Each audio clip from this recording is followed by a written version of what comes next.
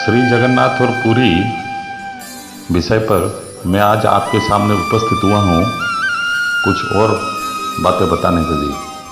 आज मैं आपके सामने बोलूँगा दर्शन विधि एवं पार्श्व देवी देवताओं का परिचय। इस विषय पर मैं आपके सामने अभी बोलना चाहता हूँ। बरदांडों से होकर आने पर काफ़ी दूर से किसी भी यात्री को मंदिर तथा उसके ऊपर का भाग दिखने लगता है। श्री मंदिर के पास पहुंच जाने पर सिंह द्वार के ठीक सामने उसे एक विशाल स्तंभ दिखता है। इसे अरुण स्तंभ कहते हैं। एक अरुण स्तंभ, यह स्तंभ काले मुगुनी ग्रेनाइट प्रकार के पत्थर का है। उसके शिखर पर अरुण सूर्य की मूर्ति है। इसके नीचे पीठक की कला अति सूक्ष्म और सुंदर है। कहते हैं कि इस स्तंभ को 18वीं सदी में राजा दिव्य सिंह देव ने कोणार्क से मंगवाकर यहाँ स्थापित किया था। इस स्तंभ के 16 कोस या कोण है। पीठक की ऊंचाई 6 फीट है। चबूतरे का आकार 7 foot 9 inch into 7 foot 9 inch है। खंबे की गोलाई 6 फीट 4 इंच है। व्यास 2 फीट तथा पीठक से खंबे की ऊंचाई अरुण मूर्ति की शिखा तक 33 फीट 8 इंच है। 2. सिंह द्वार। फिर सिंह द्वार नजर आता है। द्वार के दोनों ओर 2 सिंह हैं। उनका आकार विशाल है। सिंह द्वार स्वयं एक मंदिर की आकृति का है। इसे पीड़ देवलोक कहते हैं।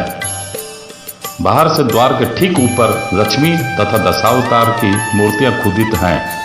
विशाल कपाटों में पीतल मढ़ा हुआ है। भीतर का भाग एक कमरा सा है।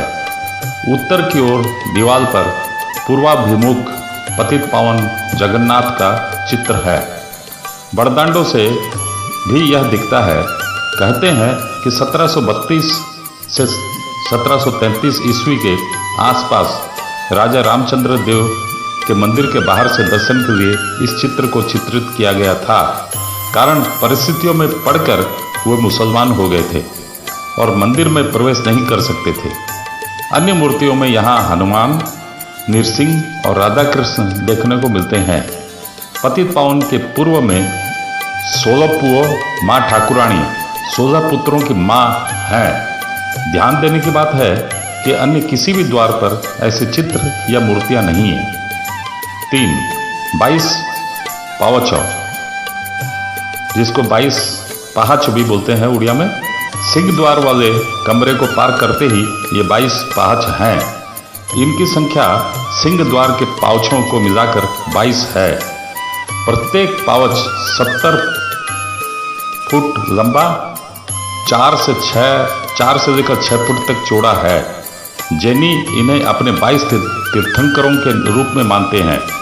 कुछ के अनुसार ये 22 प्रकार के दोष दुर्बलताओं के प्रतीक हैं, जिन्हें पार करने के उपरांत ही भक्त भगवान के पास जा सकता है।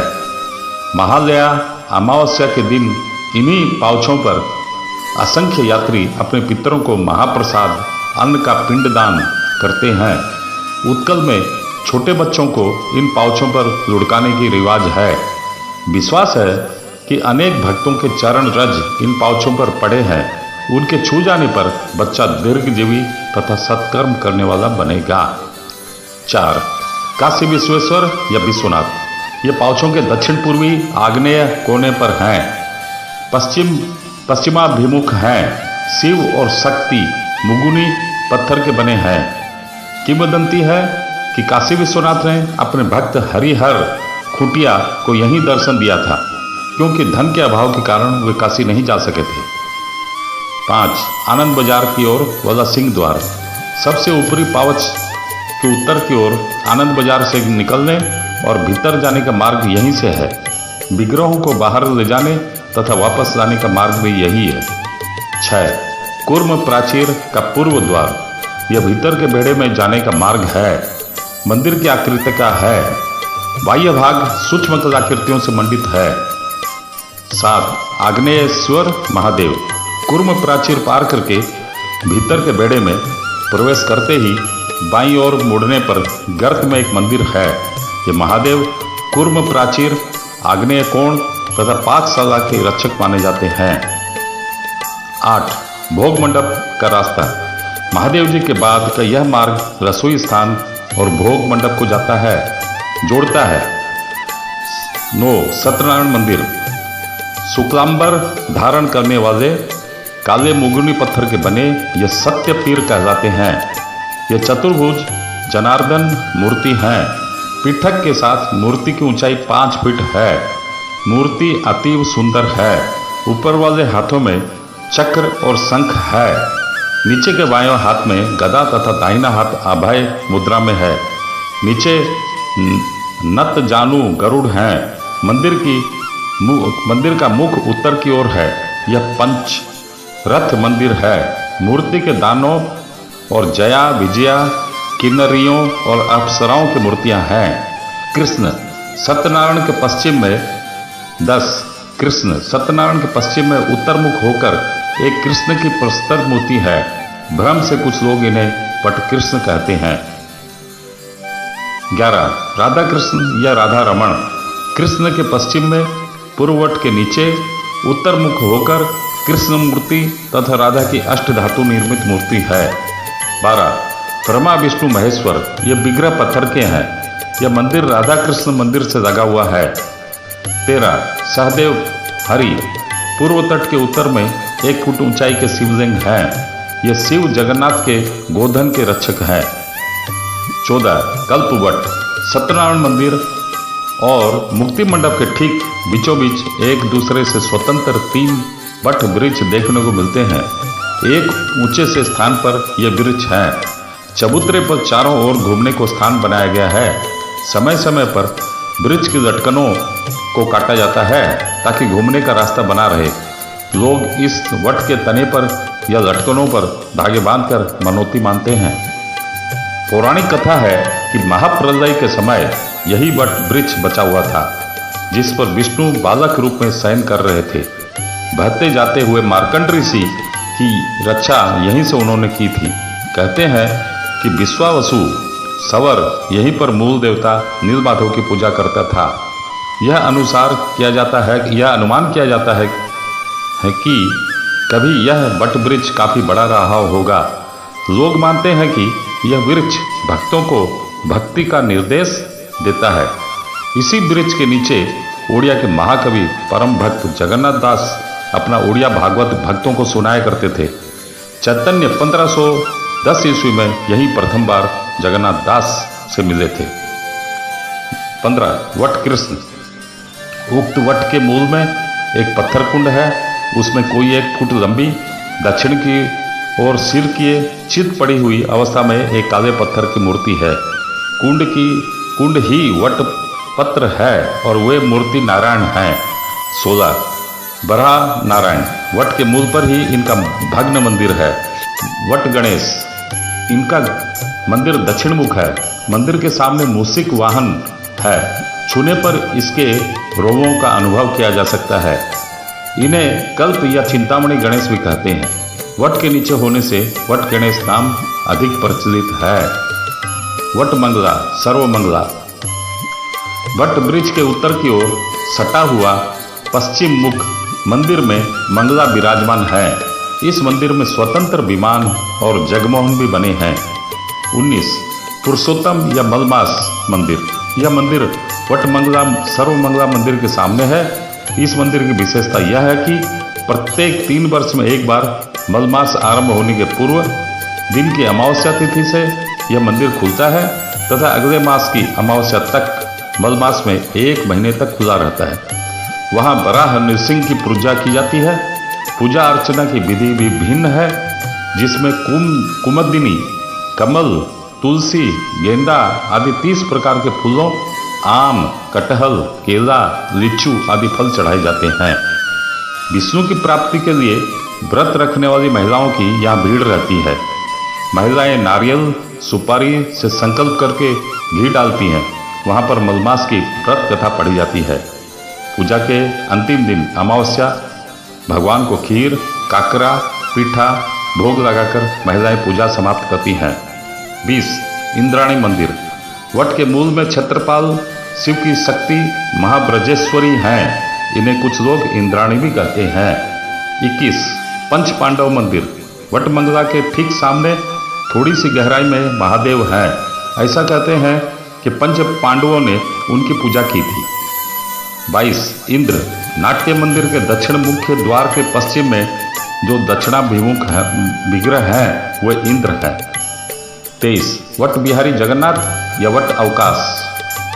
वट गणेश के सामने कूर्म प्राचीर से सटकर उत्तर मुख होकर इनका मंदिर है। इन जगन्नाथ विग्रह की ऊंचाई कोई 5 फीट है। वाम में लक्ष्मी है। सिंहासन के पास एक कुंड है जिसमें विग्रहों के कपड़े धोए जाते हैं। 24. बाल मुकुंद। वट जगन्नाथ के सामने उत्तर में वटमंगला के दक्षिण में स्थित छोटी सी कृष्ण मूर्ति बाल मुकुंद की है। 25. वट बलभद्र। वट बलभद्र का विग्रह एक छोटे वट वृक्ष के नीचे अवस्थापित है। विग्रह पीतल की है, 1.5 फुट ऊंची है। पूजा पंडाओं के ये इष्ट देवता माने जाते हैं। 26. अनंत वासुदेव। काफी प्राचीन देवता है। कूर्म प्राचीर के ठीक पश्चिम में दक्षिण द्वार से सटा हुआ इनका मंदिर है। विमान छोटा है। 27. दिक्पाल, क्षेत्रपाल, महादेव या भैरव। अनंत वासुदेव के पश्चिम में दिक्पाल का मंदिर है। उनसे सटा हुआ मंदिर है क्षेत्रपाल, महादेव या भैरव का। ये महादेव पूरी क्षेत्र और मंदिर के रक्षक माने जाते हैं। सूर्य नारायण। दिक्पालों के उत्तर में मुक्ति मंडप के ईशान्य कोने पर सूर्य नारायण जी का मंदिर है। सूर्योदय के समय प्रतिदिन इनकी पूजा की जाती है। ब्रह्म पुराण के अनुसार यह सूर्य तंत्र खुदा हुआ है। 29. कुत्तार चंडी। अनंत वासुदेव मंदिर के ठीक पश्चिम में दीवार पर एक कुत्ते की प्रतिमूर्ति है। शरीर कुत्ते का है, सिर मनुष्य का। यह कुछ का मत है कि ये स्वान भैरव हैं। जैसा कि कहा जाता है कि यह प्रतिमूर्ति पहले रत्न सिंहासन के पास चंड समर्पण के लिए थी, किंतु बाद में वैष्णव प्रभाव से उसे यहाँ स्थानांतरित किया गया। 30. मुक्तेश्वर महादेव। मुक्ति मंडप के किनारे पर ये हैं। इनके पास महामृत्युंजय मंत्र कवच पढ़ने से मुक्ति मिलती है। मुक्ति मंडप। जगमोहन के दक्षिण द्वार के सामने 16 खंभों पर पीड़ छत से बना हुआ यह मंडप है।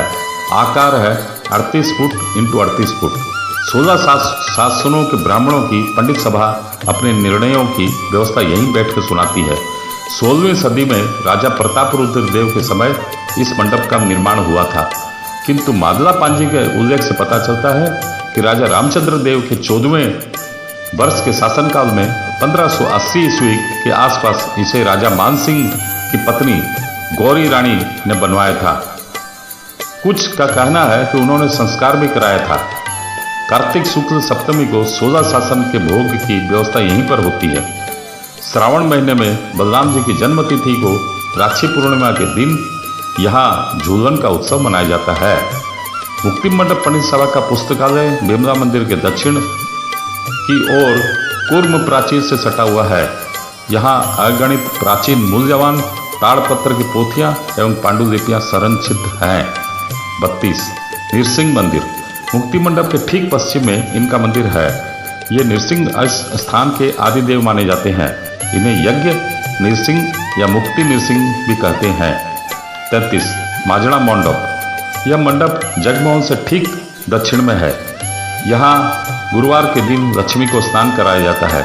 उनका श्रृंगार भी होता है। सहस्त्र कुंभाभिषेक के समय यहाँ रुक्मणी विवाह भी होता है। 34. दक्षिण घर। यह जगमोहन के दक्षिण से बिल्कुल सटा हुआ है। यहाँ कई देव देवताओं की प्रतिमाएं रखी गई हैं, जिनमें से कुछ चलंती प्रतिमाएं हैं।